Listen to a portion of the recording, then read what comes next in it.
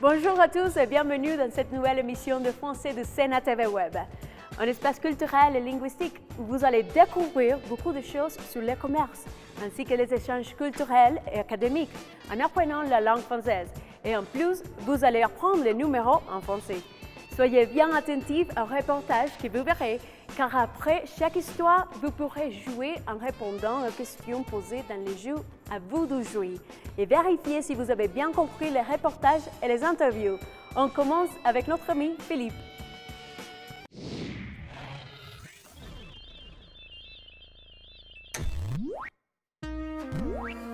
Hoy, Bilingüismo francés. capítulo 5.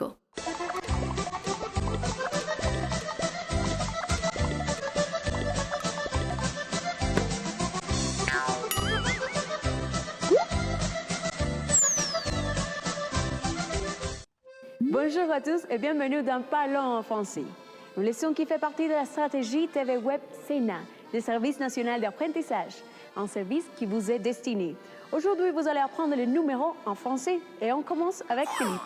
0, 1, 2, 3, 4, 5, 6, 7, 8, 9 y 10. Observemos dos cosas en cuanto a la pronunciación de los números. Primero, la P de 7 no se pronuncia. Y en segundo lugar, 6 y 10, aunque se escriben con X, se pronuncian 6 y 10, como si fueran escritas con S. Seguimos con 11, 12, 13, 14, 15, 16, 17, 18, 19 y 20. Para pronunciar correctamente estos números debemos tener en cuenta el sonido de la letra Z.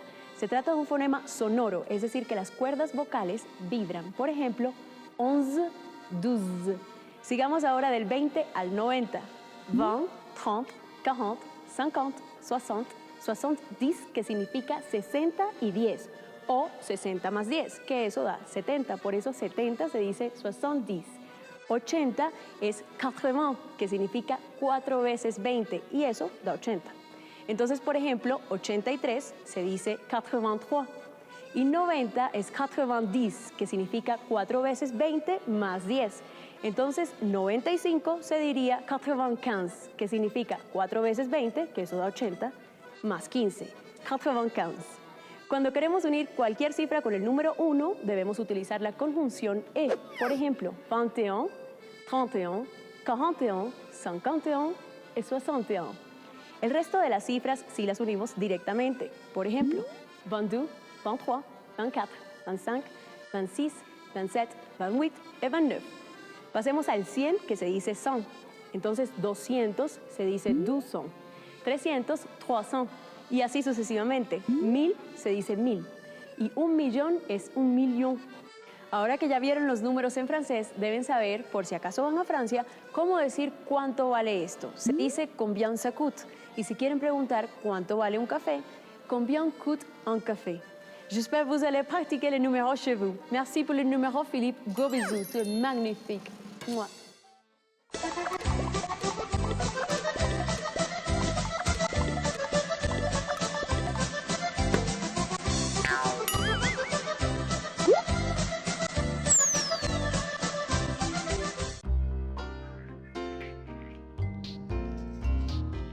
Bonjour à tous. Aujourd'hui, nous sommes au centre de formation Renault Academy de Chia afin de vous présenter les dernières innovations technologiques mises au point par les ingénieurs français. Pour nous guider, nous recevons Manuel Martins, expert technique du centre de formation Renault Academy de Chia. Suivez-moi pour connaître la voiture électrique. Bonjour Manuel Martins et bienvenue à Sena TV Web en français. Bonjour Irène. Manuel, vous pouvez nous expliquer exactement qu'est-ce que vous faites en Colombie? En Colombie, je suis ici en tant qu'expert technique du ministère de l'Éducation nationale. Notre ministère en France possède une convention spéciale de coopération entre le Sénat, l'institution nationale colombienne, et la marque Renault implantée ici en Colombie. Mon rôle, c'est un rôle de formation et d'appui vers les formateurs techniques du réseau Renault. C'est-à-dire que je suis ici pour aider les formateurs aux nouvelles technologies. Je suis ici aussi pour certifier les formateurs au niveau Cotec. Pouvez-vous nous dire les atouts de la formation mécatronique automobile en Colombie? En quoi consiste-t-elle précisément? La formation en mécatronique automobile est une formation de haut niveau dispensée aux enseignants du Sénat en automobile. Donc, le Sénat, grâce à cette convention de coopération avec la France, va recevoir un niveau très haut dans le domaine de la mécatronique automobile. Et la voiture électrique arrivera-t-elle bientôt en Colombie et sous quelle forme? Donc la voiture électrique est déjà arrivée ici au centre. Maintenant, Renault a déjà des propositions de marché avec les grandes entreprises colombiennes et on espère que d'ici à l'année prochaine, ces véhicules électriques puissent être offerts au marché public, donc à tous les Colombiens. Comment vous envisagez les futurs dans le domaine de la voiture électrique? Dans le futur, Renault voit la voiture de manière totalement informatisée. Cela veut dire que le conducteur n'aura plus besoin de tenir son volant, n'aura plus besoin d'ouvrir sa porte. Il suffira justement de rentrer dans la voiture électrique et de parler, de dire à la voiture « je veux aller à cet endroit » et la voiture s'en ira toute seule.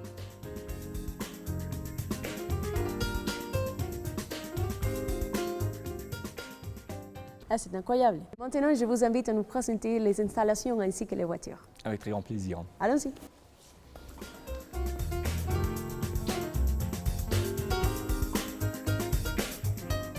Allez, Raimra, je te propose de découvrir la Renault Fluence Z2, qui veut dire donc zéro émission. Donc voilà le véhicule. Donc, je vais te montrer en premier le moteur.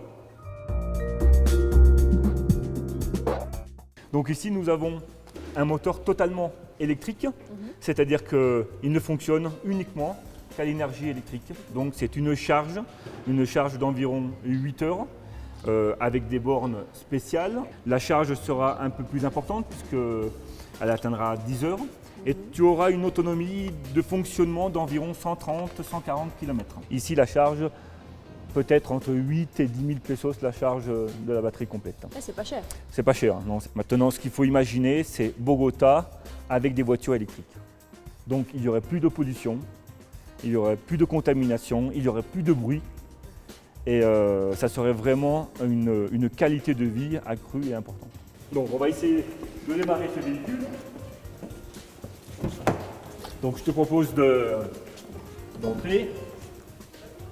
Donc je te passe les clés normales. Donc là c'est pareil, tu es en parking, donc il n'y a aucune sécurité. Je te propose de démarrer le véhicule. Donc voilà, tu es en position parking et voilà, tout simplement, le véhicule est en train de fonctionner.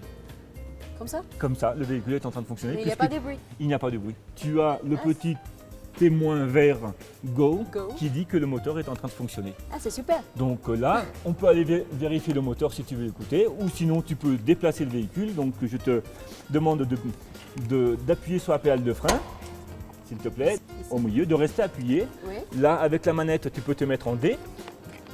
Voilà, tout à fait. Tu enlèves le frein à main, tu restes toujours appuyé, s'il te plaît, et tu vas juste lever un petit peu pour faire bouger la voiture et c'est tout. Vas-y, lève. Et voilà, et tu peux freiner. Et si tu veux, on peut aller écouter le moteur. Donc on peut le toucher, il ne bouge pas, mais il est en train de fonctionner. Et il est froid. Et il est froid, parce qu'il n'y a plus de liquide de refroidissement. Ouais. Donc c'est un moteur électrique complètement. Et il va être toujours froid. Et il va être toujours comme ça. Et Monsieur Martins, est-ce que vous pouvez m'inviter à faire un petit tour? Avec très grand plaisir, Valérie.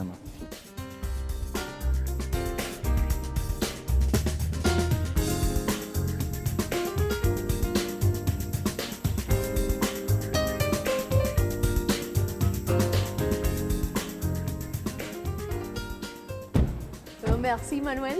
Avec Vous plaisir, me Valérie. montrez la voiture électrique. Moi, je vous l'acheter maintenant. Maintenant, je vous la vois.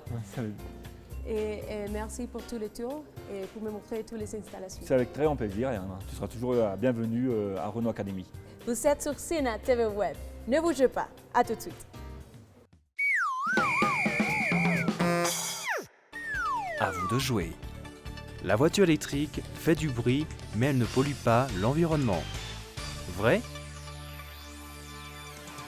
ou faux? La réponse est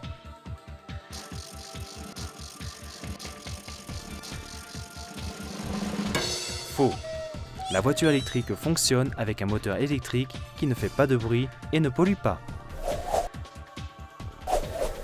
Dans la visite qu'Alejandra a faite à Renault Academy, A. Elle a démarré la voiture. B. Elle a conduit la voiture. C. Elle a déplacé la voiture. D. Elle a garé la voiture.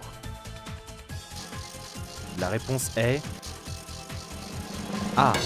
Elle a démarré la voiture. Estás viendo. Bilingüismo francés. Capítulo 5. Saviez-vous que les relations diplomatiques entre la France et la Colombie ont commencé officiellement le 30 mai 1892, avec la signature d'une convention relative à l'établissement des traités nationaux, au commerce et à la navigation entre les deux nations. La présence française en Colombie se caractérise par une grande diversité sectorielle, telle que la grande distribution, le secteur pétrolier, l'automobile, l'agroalimentaire, la pharmacie, la cosmétique et l'industrie. Aujourd'hui, la France est devenue le premier employeur étranger en Colombie, avec 90 000 emplois directs et 240 000 emplois indirects, faisant vivre ainsi entre 600 000 et 1 million de Colombiens chaque jour. Les relations économiques et commerciales entre la France et la Colombie sont très dynamiques. Les échanges globaux entre les deux pays sont en hausse continue et sont passés, de 2004 à 2010, de 487 millions à 990 millions d'euros. Maintenant, vous allez voir comment les relations entre la Colombie et les pays francophones se sont développées au fil des années. Vous verrez dans un instant comment un étudiant belge a pu réaliser son stage universitaire dans une ferme colombienne grâce aux échanges internationaux mis en place entre l'Europe et la Colombie. Jimmy Vargas et Maxime Efgar, merci de nous rejoindre et bienvenue à vous deux sur Sena TV Web en français.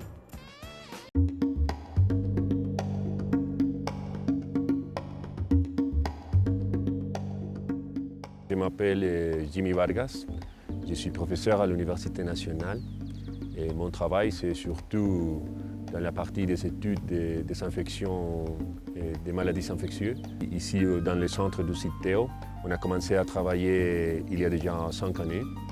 Et l'idée était de travailler d'abord avec l'Université de Namur en Belgique en faisant ou en imaginant un centre de recherche des moutons en Colombie. Les travaux ici sont des travaux qui sont faits pour des étudiants colombiens et pour des professeurs de l'Université nationale de la Colombie. Mais avec les Belges, on a aussi envie d'encadrer des étudiants belges ici en Colombie. Et l'année passée, on a demandé aux étudiants belges du deuxième année et troisième année s'ils ont envie de venir ici en Colombie pour connaître les travaux scientifiques qu'on faisait ici. Et à ce moment-là, il y avait 4 étudiants qui étaient intéressés, des étudiants, une belge, une française.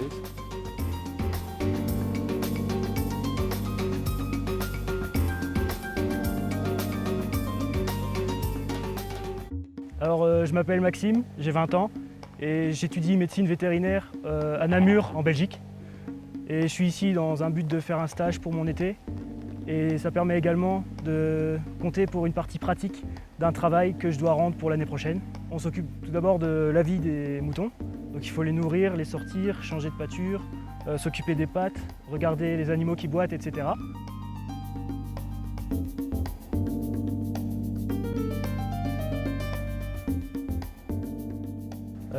J'aime bien le travail avec les animaux parce qu'on est à l'extérieur, on n'est pas toujours enfermé. Et puis c'est agréable, c'est très varié, on peut faire beaucoup de choses différentes. L'idée de cette visite, de cette rencontre ici en Colombie, c'est de travailler dans le centre et connaître un petit peu plus toute la gestion du troupeau de moutons ici en Colombie. Maintenant, on a commencé avec des travaux scientifiques, mais aussi on a parlé avec les professeurs en Belgique qu'on a envie aussi d'avoir des étudiants belges ici, pas seulement pour la partie scientifique, aussi pour faire des rencontres culturelles et sociales ici en Colombie et pour connaître comment est-ce qu'on vit, comment c'est la façon de vie ici en Colombie. En Belgique, on n'a peut-être pas suffisamment de pratique assez tôt. On ne voit que des animaux morts quand on fait des dissections. Tandis qu'ici, on a l'impression que les étudiants sont obligés, dès leur première année, à venir et être en contact avec les animaux et apprennent déjà plus de pratiques que nous.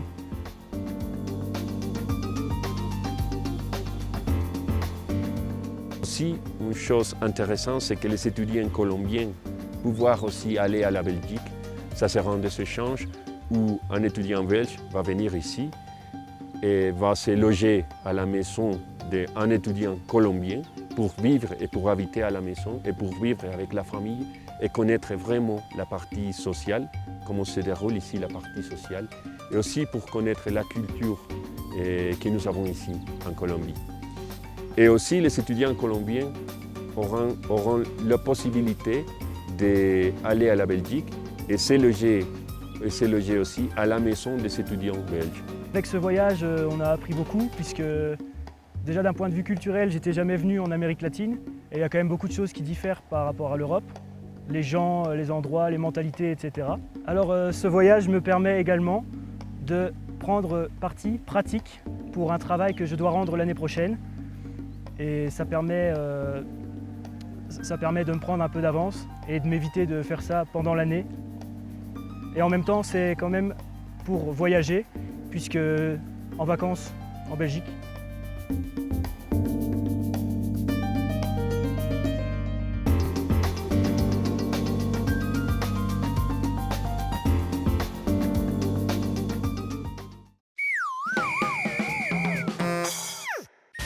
À vous de jouer. Maxime est venu en Colombie pour A. Travailler. B. Passer des vacances. C. Faire un stage pratique. D. Enseigner le français. La réponse est C. Faire un stage pratique. De quelle ville viennent les étudiants d'échange interuniversitaires? A. Namur. B. Paris. C. Québec. D. Bruxelles. La réponse est A. Namur. Estás viendo Bilingüismo francés. capítulo 5. Saviez-vous que les Colombiens sont la deuxième communauté latino-américaine d'étudiants en France, avec près de 2500 inscrits dans les universités? Le gouvernement français a salué l'ouverture prochaine d'une antenne régionale de l'Agence française de développement, l'AFD, et par la même occasion le lancement du projet de Maison de la Colombie à la Cité internationale universitaire de Paris. Maintenant, vous allez voir comment un Français a brillamment conquis les marchés colombiens en vendant l'un des meilleurs produits de la culture française, les vins. Vous voulez vraiment savoir comment Éric Lessure a fait pour promouvoir la culture française du vin dans les principales villes colombiennes? Alors faites bien attention au reportage suivant.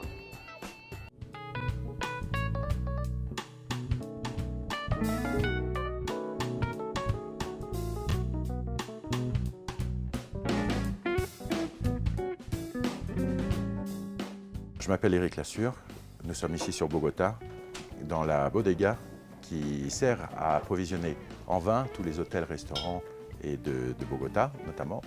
Et nous importons principalement des vins français et des champagnes français depuis 3 ans en Colombie.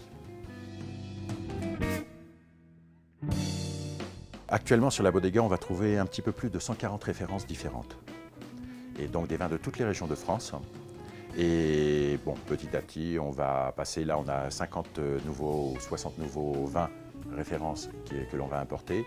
Et sur l'année prochaine, on aura à peu près 300 références avec les alcools, avec les créments qui sont aussi des champagnes, mais qui ne viennent pas de la région de Champagne, enfin avec tout ce que peut offrir la France de bon pour boire ici.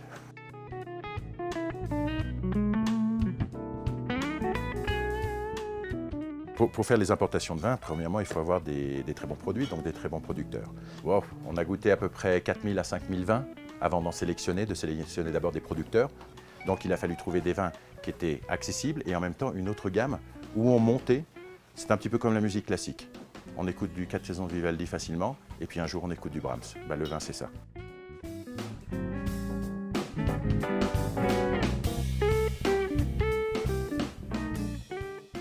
Alors, si on doit parler un petit peu des vins que l'on apporte, on a quatre types de vins. On a les champagnes, qui sont considérés ici comme des espumosos. On a les vins blancs, les vins rosés et les vins rouges. Après, à travers ces vins-là, on va rencontrer des élaborations différentes, avec des vins jeunes qui vont recevoir une élaboration simple en cuve d'inox, par exemple, et ce sont des vins à boire jeunes.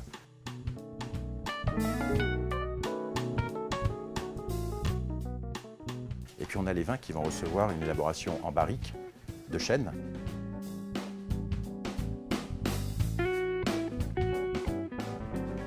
Et là, selon le temps et la qualité du raisin, ce sont des bouteilles qu'on pourra garder 5, 10, 15, jusqu'à 50 ans. On a ici des bouteilles qui commencent à partir de l'année 62, 1962.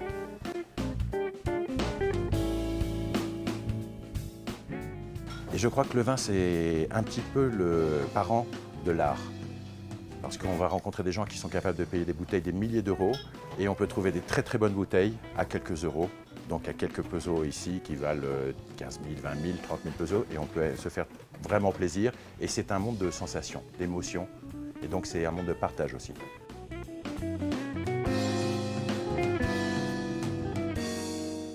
Les Colombiens sont passionnés, ce sont des gens passionnés et se passionnent pour le vin. Dès qu'on fait une cata, une tertulia ou un événement, les gens sont passionnés, veulent savoir beaucoup plus, veulent apprendre et ça c'est très intéressant, c'est fabuleux.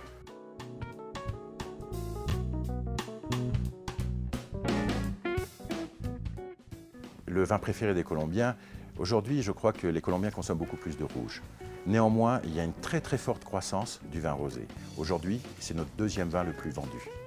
Parce que c'est un vin qui est très agréable et qui fonctionne très très bien. Petit à petit, le rosé va prendre une très grande ampleur.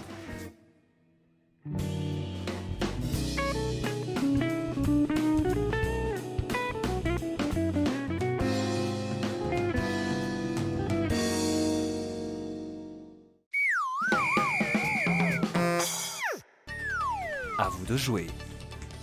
De quelle année date le vin le plus âgé que possède Éric Lassure? A. 1970. B. 1982. C. 1962. D. 1999. La réponse est C. 1962. Quel est le vin le plus consommé en Colombie? A. Le rouge. B. Le blanc. C. Le champagne. D. Le rosé. La réponse est A. Le rouge. Voilà, nous sommes arrivés à la fin de notre émission. Je vous donne rendez-vous très prochainement sur Sena TV Web en français pour découvrir et approfondir vos connaissances sur la langue et la culture française. Nous tenons à remercier l'ambassade de France en Colombie et l'Alliance française de Bogota pour leur soutien. Merci à tous et à bientôt.